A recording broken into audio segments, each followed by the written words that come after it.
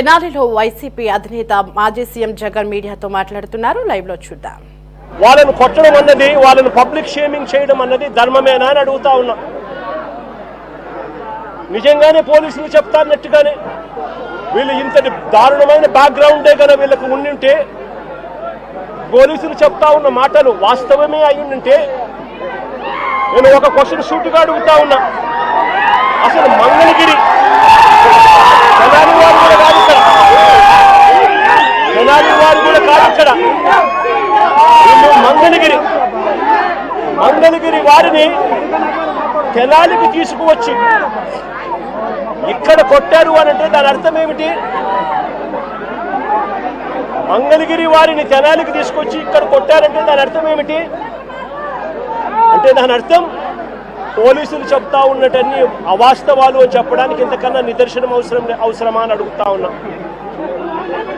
మంగళగిరి వాళ్ళని తెనాలికి తీసుకొని వచ్చి తెనాలి పోలీసులు కొట్టారు అని అంటే దాని అర్థం మంగళగిరిలో ఉన్న వీళ్ళపై ఉన్న కేసులు పెద్ద కేసులు కావనే కదా దాని అర్థం. అవన్నీ వక్రీకరిస్తూ వీళ్ళు ఇప్పుడు వాడుకుంటున్నారనే కదా దాని అర్థము. మరో వ్యక్తి కరీముల్లా మెకానిక్. అసలు ఈ పిల్లాడు 21 సంవత్సరాలు. ఈ పిల్లాడి మీద ఎలాంటి కేసులు లేవు, అసలు ఎలాంటి కేసులు లేవు ఈ పిల్లాడి మీద. ఇంకో ఆశ్చర్యకరమైన విషయం ఏమిటో తెలుసా? ఈ ముగ్గురి మీద కూడా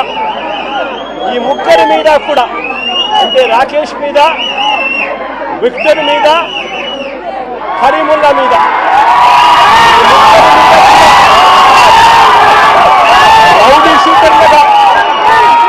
రౌడీ షీటర్లుగా ఎప్పుడు రౌడీ షీటర్లుగా వీళ్ళని నమోదు చేశారో తెలుసా?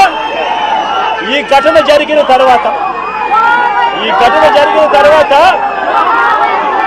ఇది పెద్దదవుతూ వస్తా ఉందని తెలుసుకున్న తర్వాత వీళ్ళని రౌడీ షీటర్లుగా, ఈ ఘటన జరిగిన తర్వాత వీళ్ళని రౌడీ షీటర్లుగా చేశారు.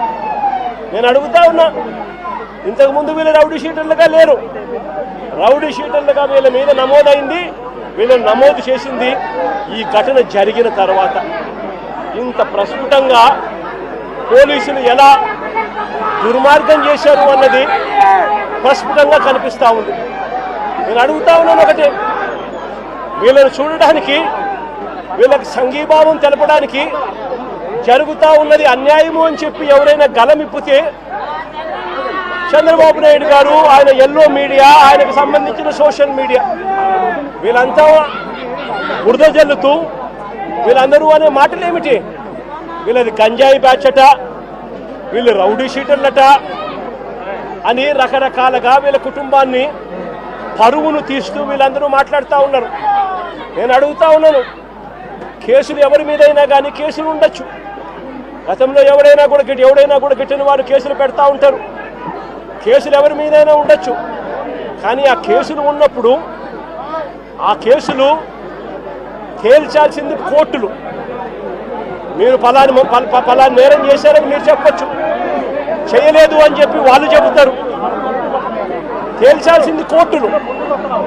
మరి అలాంటి కోర్టులకు ఇవ్వాల్సిన అధికారం పోలీసులే తీసుకోవడం ధర్మమేనా అని అడుగుతా ఉన్నా.